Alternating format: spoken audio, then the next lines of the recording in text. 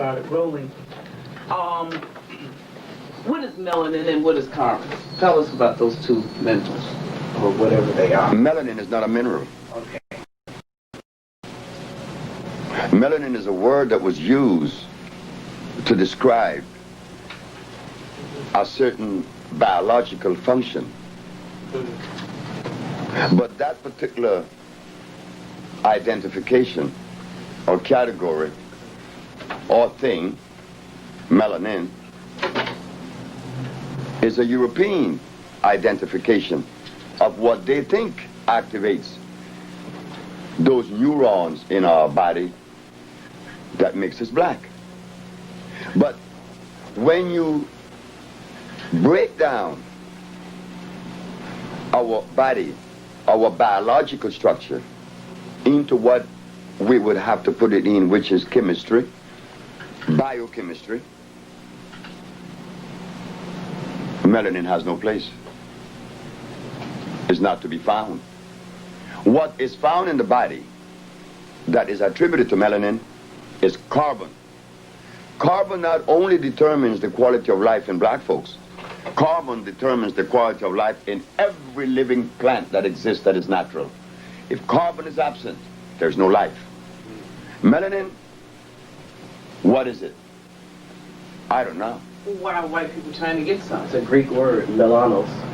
Well, white folks talk about protein. What is protein? They say one of the 19 amino acids, the building blocks of life. But I know for a fact that that is not a true statement. Because protein, if it was the building block of life, what happened to the gorilla that lives 180 years without eating anything that contains protein? Unless they're going to say that the plants contain protein too. They're always saying things, and because we have no laboratories Thank you, Chief. to investigate those things, then we have to swallow it hook, line, and sinker. Miss Frances Welsing mentioned melanin. And I asked her, what is this thing?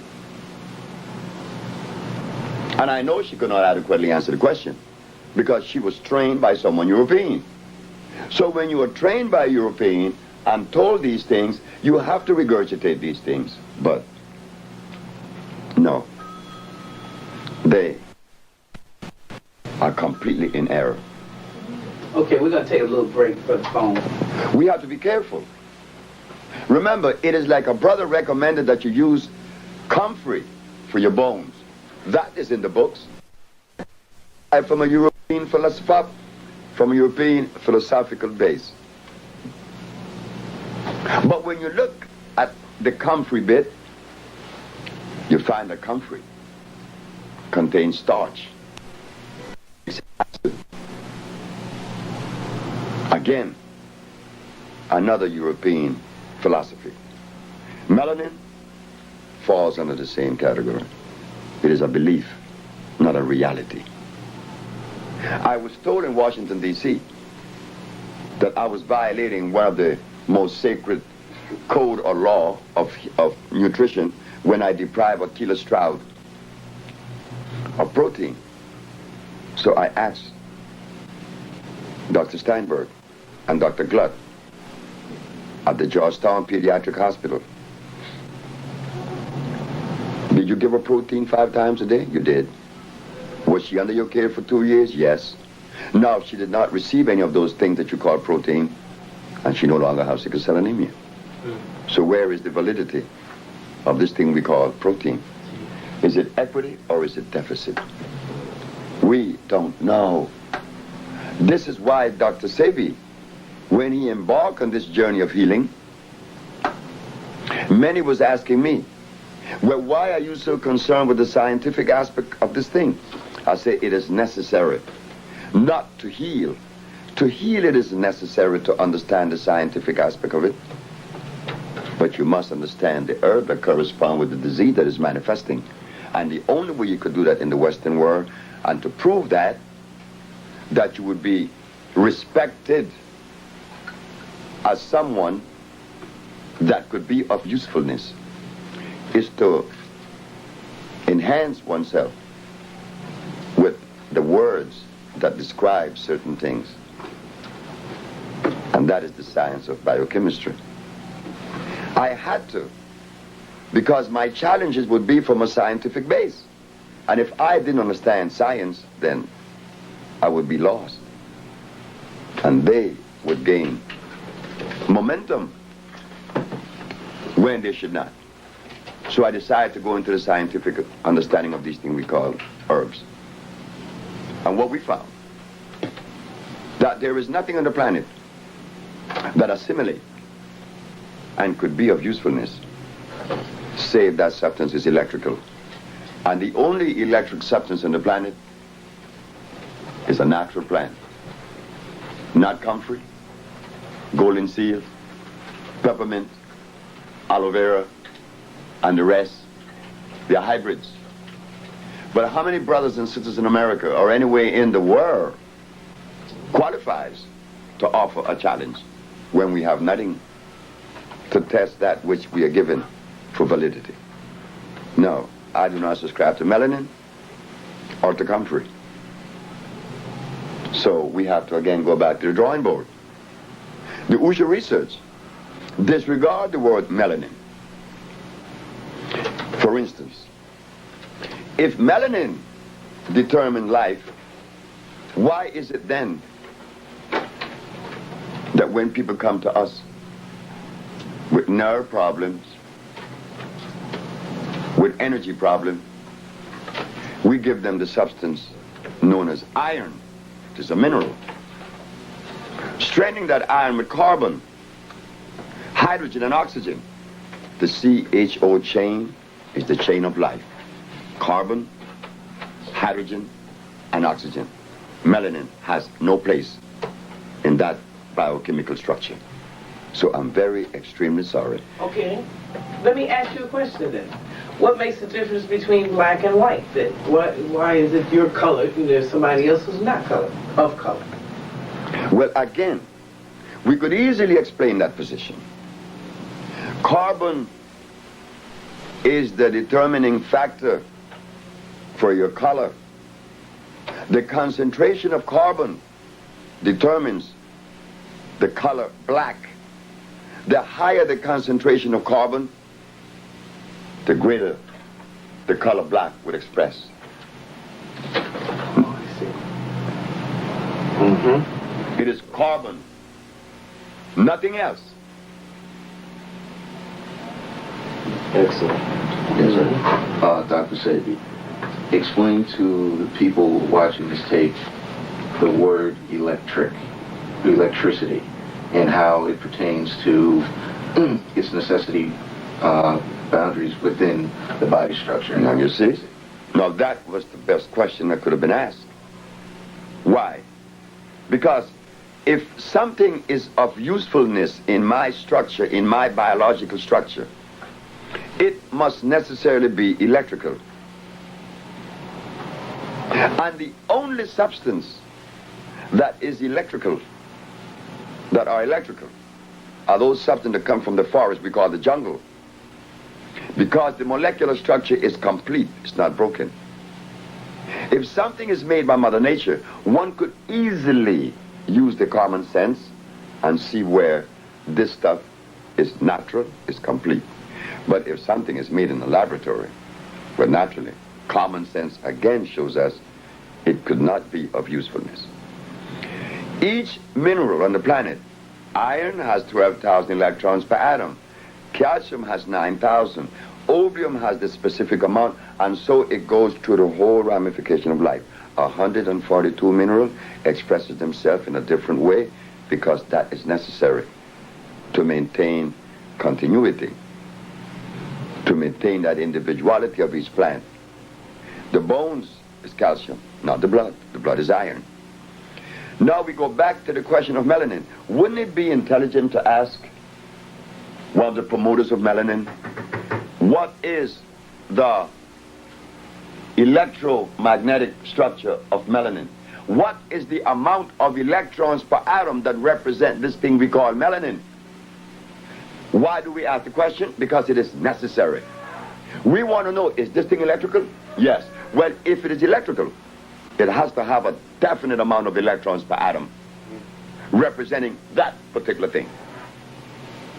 Okay, let me to ask you on that same subject. Let's say the generator that gives us electricity here in this city was cut off, and we wanted to get more electricity. What would we do? Would we stick one end in the ground, or how would we work? Stick what in the ground? A wire. No. What produces electricity? Electrons. No way. I was an electrician. I am an engineer. I work in what you call steam generating plants. I have a degree, I have a license in what is known as thermodynamics. We are dealing with physics now. The only thing that produces electricity, the only thing that produces electricity is the friction of copper and carbon. That could be seen in your automobile. Take out your generator and see what it has inside. It has a copper wheel and some carbon brushes that touches against it when it turns. Here's an example. This is the copper wheel in the generating plant that produced the electricity in this room. It is spinning at only 90 revolutions per minute, but against this copper wheel there are carbon brushes, and this is what you see. The spinning of the copper wheel against the carbon brush creates a friction. That friction is called resonance. Resonance is electricity, not electrons. Resonance. The resonance produces the electrons, not before. So now, if electricity is produced by copper and carbon, the friction of copper and carbon, then where do we go in the human body and find the organ that produces electricity? We find that it is the brain. The brain is the center of motor. The nervous system is the conduit that carries the electricity to various points of the body to cause motion. Now, should we ask, what is the composition of the brain? No. It is made up of what?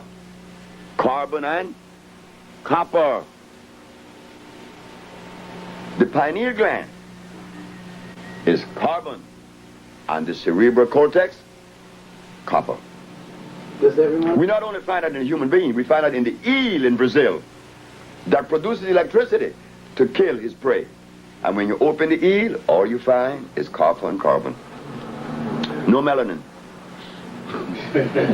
Well, does everybody have a pineal gland? I was told the other day that everybody doesn't have one. Is that true or not? If you had no pineal gland, you would not be alive.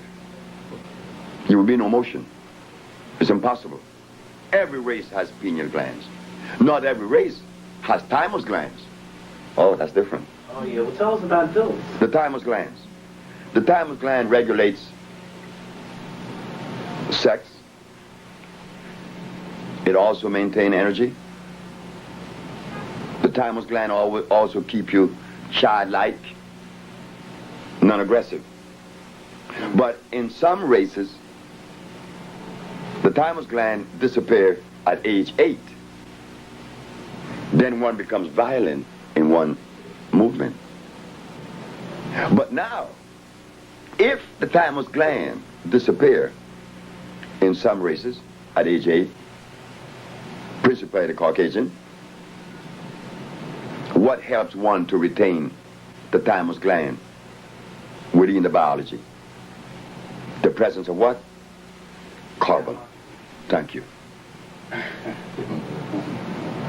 He has a question. Right. So, Dr. Sebi, what you're saying is that due to the way a lot of medical people study medicine in this country and around the world, they don't understand the difference between, say, electricity and something that's electric.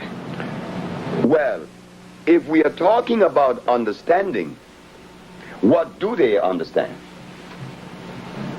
Because the question needs to be asked. Remember, the time for common sense has arrived. What do they understand? Don't be afraid. We need to ask these questions. What do they understand?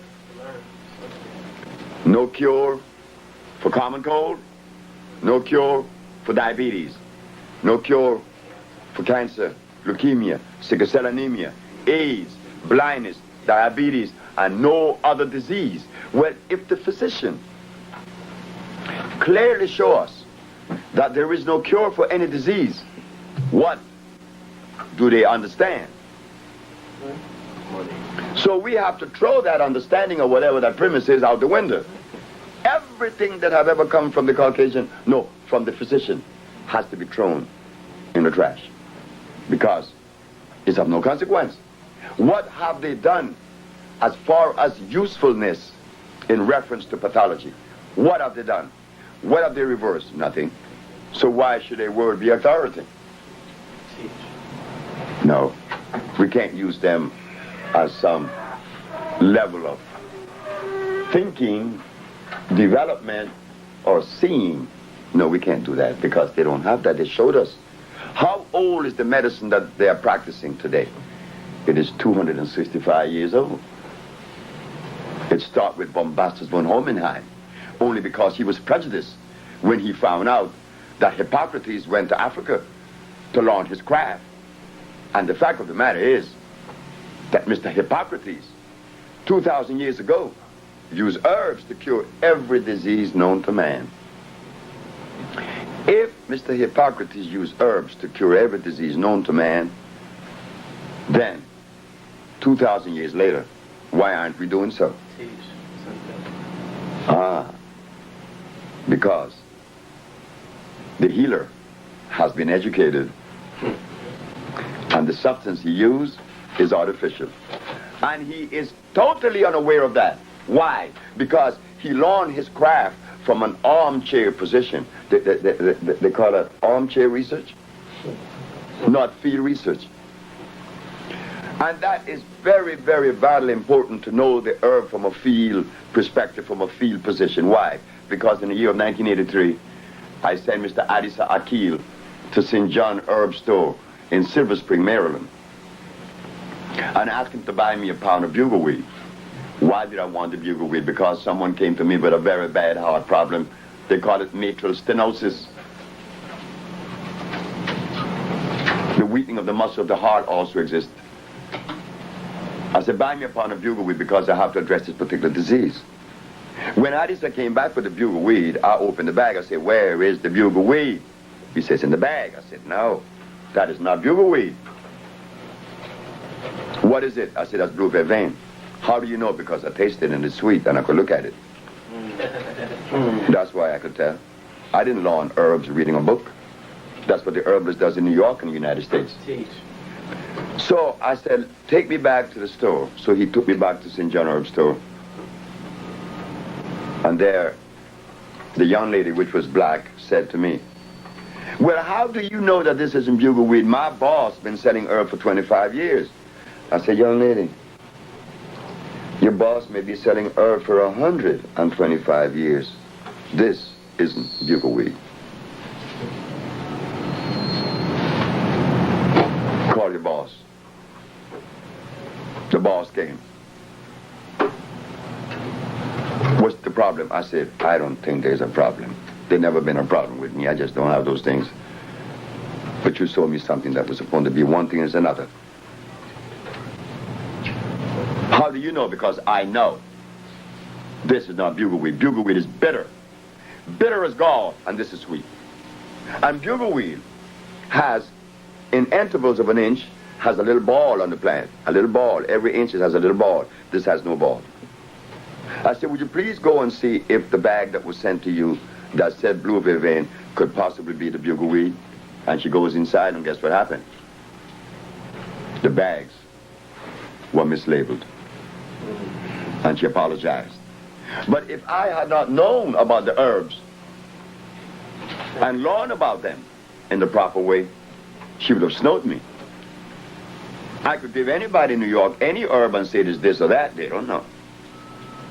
Because the very herbalists, when I came to New York just 15 years ago, one day telling their recipients to drink carrot juice, the Didn't they tell the recipient to take golden seal? Well, when you does such a thing, you're showing and telling the world that you don't know what you're doing. And this is what happened to me when I went on WLIB. And I told the audience at WLIB that carrots were artificial. They all denied me. 1 year later, when Nova came up with the program, that not only was it artificial, they showed that it was made by crossing the Queen Anne lace and the wild yam. You do not mix herbs unless they belong to the same valence. What do I mean by that? I mean this. In the kingdom of life, a yarrow plant, which is known as the Queen Anne lace, could only and will only pollinate another Queen Anne lace. Why? Because the pollen carries the same amount of valence as the other. And through that process we known as chemical affinity, they join. Now, there is another mixture that we are totally unaware of beside the natural one, which is chemical affinity. The other one is a mechanical mixture. What is a mechanical mixture? A mechanical mixture is when you cut a sliver in a plant, like the Queen Anne lace, and you cut a sliver in another plant, and you take out the heart of the stem, and you put it inside the Queen Anne lace, and you tape it. That is hybridization. Black people knows nothing about this. And now this plant produces something other than what it was originally. Because now you're uniting Queen Anne lace with wild yam. You don't get the wild yam or the Queen Anne lace. You get what? A carrot. They went further to show that it was made in Holland. And little before that article came out, I had returned to the drawing board to find this carrot. I knew it was artificial. Why? Because it doesn't produce seed to reproduce itself. Carrot just does not produce a seed that reproduces itself. So I knew it was artificial. And beside that, it contains starch. When I go back to do my research, guess what I found? That the German made the lamb, the German made the barley. I said, oh no. This is why the Arabs are so indebted to Germany. Because the German make the Arab food. The Arabs have no food, you know. Arabia never had food. Arabia doesn't have food now. Nowhere in Arabia you find natural food. Everything the Arabs eat, the very Quran that they read came out of Germany. Also their food. If the German removed the food from the Arab, they starve to death. Oh, this is nasty, isn't it? Oh, yes, it is. It's treacherous. You know what we're going to do? We're going to take a slight break here, and then we're going to continue. So if anybody has any questions, write it down. Get it ready, because we got about hit bait. Because there's nothing. What can they go? What? Go what? They never had anything natural in Arabia. You are. He continues on. And what was that last point that you were making? Or does anybody know? Or is there a question? All about the Arabs. Arabia has no food. You see, many of us blacks hold the Arabs supreme. Not in my book. Because how could someone eat and be smart when the very food that you eat influences the brain to allow you to think? And if you eat the wrong food, you're going to think the wrong things. And that, again, is common sense. If you take a diesel automobile and put in it gasoline, what happens? It can run. It cannot run. If you just put gasoline in a diesel engine? Oh, no, I didn't hear that part of the question. You can. No. So the human body responds the same way. The black race has never had anyone to really show us what we should or should not eat. The only man that came was messenger of Honorable Elijah Muhammad. The only man that said, stay away from the pork.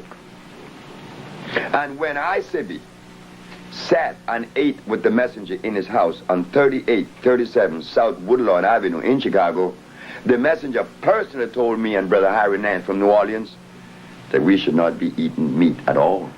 Well, And we should not be eating anything on this menu because it is poisonous to us. But if he, the messenger of Allah, Elijah Muhammad, had told the black race of the United States to stop everything, who would listen then?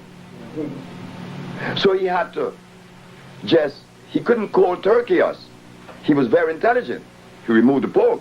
And just by removing the pork and many other little things, they rebelled and they said they wasn't going to jump to eat the pork. Telling us that we have been conditioned. No, I don't think of brainwashing. I'm talking about that conditioning. They have made us addicts. Which black person in America eats food that is consistent with their African ancestry? Don't even go there, because none. Then we go to the Maya, Honduras, where I was born, this Latin American country. I asked a question to one of the guides that take the tourists in and out the ruins and explaining about the Maya. I asked him, sir, do you mind if I ask a question? He said, no. What did the Maya eat? A lady who was part of the tour, the group, jumped up and said, corn, of course. The man looked at me and looked at the lady and said, lady, if the Maya ate corn, this man here would not have asked that question. He would have known that. So there is something about that corn that we have to question. oh no. Then he turned back to me and he said, what did they eat? I said I could begin with the teosinte, the cabrote, the chipiling. These are natural green that grows in the forest of Honduras. Natural green that grows in the forest. The teosinte is a plant that produces a kernel that looks like a corn, but the difference is it is non-starch. They make the tamales from the teosinte, and they mix the chipiling in it, which is a green, and they make these tamales, and they still do in Santa Rosa de Copan. And when you all come to Honduras, I will introduce you guys to these tamales. That's right, all natural. The Maya did not eat corn, rice, beans, chicken, eggs, pork, cows. Why? Because these things did not exist in Honduras when Christopher Columbus came. They only ate those things that were natural. But the guide knew that he didn't know what the Maya ate. And how many Africans in Africa knows what their ancestors ate? They don't know. What does the African eat today? Rice. That's all they have. And rice is a poison. Not only is it starch, and it is because it contains, and it converts into carbonic acid, but it contains cyanide. Well, how is it those little, I'm going to say something wrong here. The Chinese people, like Chinese, Japanese, them people, how they eat it every day? But what about them? Because they eat it every day. Are they the healthiest people on the planet? You never seen a Chinese or a Japanese walk straight. His spine just cannot hold up straight. He always walks with a drop in his spine. He just can't do it. He eats nothing but starch. The Chinese should give credit, and a lot of credit, to the Italian that went down there. What is his name? Marco Polo. Because at least he took them the wheat kernel that they could make their noodles. Before this man, what is his name? The Italian Marco Polo, Chinese could make noodles. But what about their Buddhist monks or whatever, Confucius? But they were still eating the same poison. What else do they have to eat? There's only one man came out of China that understood that, was Dr. Li Cheng Fu. Dr. Li didn't need anything to grow under the ground. No, he didn't. He just didn't do that. And Dr. Li, according to the history, lived 125 years. You see? 165 years. And he died here in New York. Or it was recorded in New York. He died in China. But he was a Chinaman that I respect. Like when I go to India, I talk to Raja Gopalachari. He's a friend of mine who lives in Calcutta.